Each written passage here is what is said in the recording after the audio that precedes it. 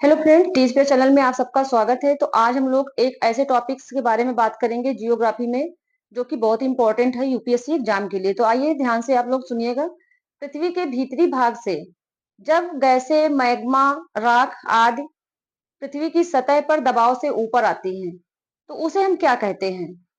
जी हाँ, उसे ही हम ज्वालामुखी विस्फोट कहते हैं, वोल्केनो इरप्शन। तो आज हम लोग ज्वालामुखी विस्फोट के बारे में जानेंगे। जियोग्राफी में जो हमारा टॉपिक होगा, जियोग्राफी टॉपिक क्या है? ज्वालामुखी विस्फोट।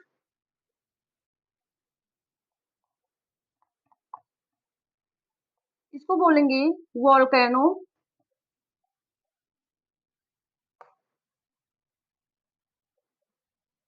इरप्शन। अब ज्वालामुखी विस्फोट के कारण क्या है, ये कैसे होता है, इनके बारे में हम लोग जानेंगे। पहले डिफिनेशन के बारे में जानते हैं। डिफिनेशन क्या है इसकी? जब पृथ्वी के भीतरी भाग से मैग्मा, गैसें, राख आदि सतह पर दबाव से निकलती हैं,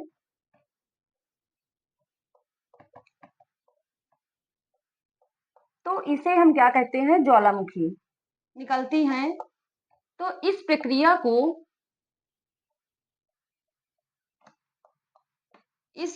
को ज्वालामुखी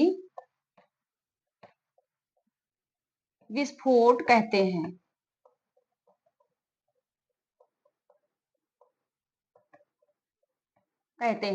तो डिफिनेशन इज क्लियर। तो अब हम इसके जानेंगे ज्वालामुखी विस्फोट के जो है मुख्य अंग कौन कौन से हैं। ज्वालामुखी विस्फोट के जो अंग हैं, ज्वालामुखी के अंग, वोल्केनो पार्ट।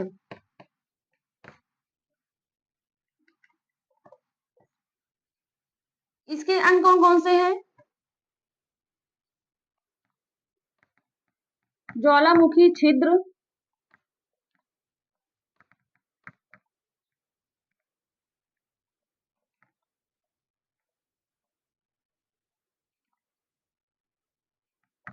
ज्वालामुखी क्रेटर, ठीक है, ज्वालामुखी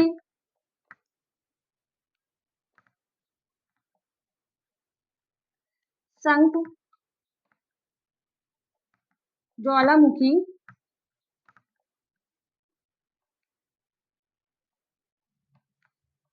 राख बादल। ज्वालामुखी जो छिद्र है, ये मेन वेंट है, क्रेटर है ये, वोल्केनो क्रेटर। ये भी वोल्केनो मेन वेंट है, वोल्केनो क्रेटर है। ज्वालामुखी संक, वोल्केनो कोन। ज्वालामुखी राख बादल, वोल्केनो एश क्लाउड्स। ठीक है, तो ये ज्वालामुखी के पार्ट हो गए कौन कौन से। ज्वालामुखी के अंग कौन कौन से हैं? ज्वालामुखी छिद्र, ज्वालामुखी क्रेटर, ज्वालामुखी संक, ज्वालामुखी बादल। अब हम जानेंगे कि किन कारणों से होता है। तो ये विवर्तनिक प्लेटों के इधर उधर सरकने से होता है। जो विवर्तनिक प्लेटें हैं, ठीक है, विवर्तनिक प्लेटों के कारण है ये।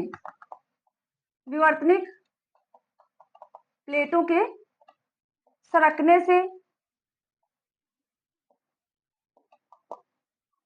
और गैसों के जो CO2 है, CO2 और SO2,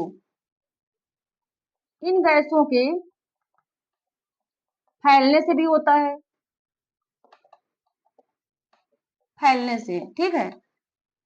जब विवर्तनिक प्लेटें खिसकती सरकती हैं या फिर गैसें CO2 और SO2 इन पिघली हुई चट्टानों में पृथ्वी के अंदर फैल जाती हैं, तो इनसे क्या होता है, अत्यधिक दबाव के कारण ज्वालामुखी विस्फोट हो जाता है। तो ये इसका कारण है।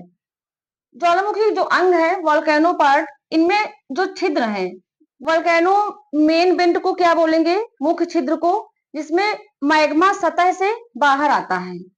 इन छिद्रों से क्या तो होता है, मैग्मा छिद्रों से सतह पर आता है, ठीक है, पर आता है। और इसमें एक पार्ट जो है, मुख्य पार्ट है मैग्मा ही, ठीक है। मैग्मा क्या है, मैग्मा जो पिघली हुई चट्टानों का भंडार, मैग्मा क्या है, ये पिघली हुई चट्टानों का भंडार है, ठीक है, यहाँ लिखे दे रहे हैं। मैग्मा पिघली हुई चट्टानों का भंडार है, ये भी ज्वालामुखी का अंग है। मेन यही है, जो मैग्मा जो पिघली हुई चट्टाने अंदर से बाहर निकलती हैं और जब वो ठंडा हो जाता है उसे मैग्मा ही बोलते हैं, ठीक है। ज्वालामुखी छिद्र क्या है, छिद्रों से सतह पर जो मेन छिद्र जो सतह पर आता है मैग्मा, उसी को ज्वालामुखी छिद्र बोलते हैं। ज्वालामुखी क्रेटर, जहां से ज्वालामुखी का क्षेत्र जो होता है जहां से निकलते हैं, क्रेटर क्या है, जहां से ज्वालामुखी निकलती है, ठीक है, वही ये जो पार्ट है ये कहते हैं क्रेटर। और क्रेटर का जब विस्तारित रूप हो जाता है तो उसे हम क्या बोलते हैं, कोल्डेरा। वो क्षेत्र कहाँ क्या हो जाता है, काफी दिनों तक ज्वालामुखी विस्फोट होता रहता है, तो इस क्षेत्र को हम विस्तारित क्षेत्र को क्या बोलेंगे, कोल्डेरा बोलेंगे, ठीक है। और ज्वालामुखी शंकु, वोल्केनो कोन जो होते हैं, ज्वालामुखी के नलिकाओं उपनलिकाओं से निर्माण होता है, सारे मैग्मा पिघलकर ऊपर की ओर निकलता है, तो पूरा आकार क्या बन जाता है, वोल्केनो शंकु का बन जाता है, ठीक है, वोल्केनो कोन बन जाते हैं। ये एक ज्वालामुखी के आकार है, पूरी ज्वालामुखी विस्फोट का जो है आकार, ये शंकु बन जाता है। शंकु तीन प्रकार के होते हैं, जैसे कि क्षारीय शंकु होता है, एक सील्ड सील्ड कोन बन जाता है, जो कि ढालाकार बड़े बड़े शंकु होते हैं, ठीक है, इनको हम बाद में बात करेंगे। और मिश्रित शंकु जो होता है, स्ट्रेटोकोन, वो भी बन जाता है, उसमें जो है क्षारीय तरीके से शंकु बनता है। और एक होता है सिंडर कोन, जो कि राख के शंकु बनते हैं, जैसे कम ऊंचे रहते हैं, तो इस तरह से शंकु बनते हैं। ज्वालामुखी राख बादल, ज्वालामुखी राख बादल क्या है, ये जो है ना, ये जब ज्वालामुखी विस्फोट होता है तो ऊपर राख का गुब्बार जैसे बन जाता, छा जाता है, उसी को ज्वालामुखी राख कहते हैं। ये ज्वालामुखी का राख गुब्बार है, राख गुब्बार, ऊपर पूरा राख जैसे छा जाता है, उसी को हम, वो क्लाउड्स बन जाते हैं, उसी को ज्वालामुखी राख गुब्बार बोलते हैं। ज्वालामुखी कितने प्रकार की होती है, इनके प्रकार के बारे में जानते हैं, वोल्केनो टाइप्स।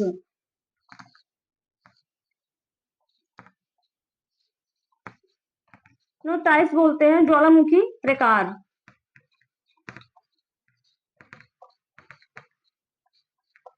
की प्रकार। एक तो है सक्रिय ज्वालामुखी, सक्रिय हो गया। दूसरा क्या है, प्रसुप्त। और तीसरा शांत। सक्रिय मतलब एक्टिव, एक्टिव वोल्केनो कहते हैं इसको, ठीक है, एक्टिव वोल्केनो हो गया। प्रसुप्त हो गया, डोरमेंट वोल्केनो। शांत हो गया, एक्सटिंक्ट, एक्सटिंक्ट वोल्केनो, ठीक है। तो ये हो गए सक्रिय, मतलब सक्रिय वोल्केनो जो कि विस्फोट होने की संभावना है, वहां पर जिन क्षेत्रों में ज्वालामुखी विस्फोट होने की संभावना रहती है उन्हें हम सक्रिय ज्वालामुखी कहते हैं। जैसे कि अमेरिका इटली में ज्यादा रहता है, अमेरिका इटली, ठीक है, एटना। अब हम प्रसुप्त जो डोरमाइट है, जो हजारों साल से शांत ज्वालामुखी पड़ी है लेकिन विस्फोट नहीं हो रहा है, यहाँ पे हजारों साल से शांत ज्वालामुखी पड़ी, उसे प्रसुप्त ज्वालामुखी बोलेंगे, लेकिन विस्फोट होने की संभावना होगी यहाँ पे, ठीक है, विस्फोट होने की संभावना।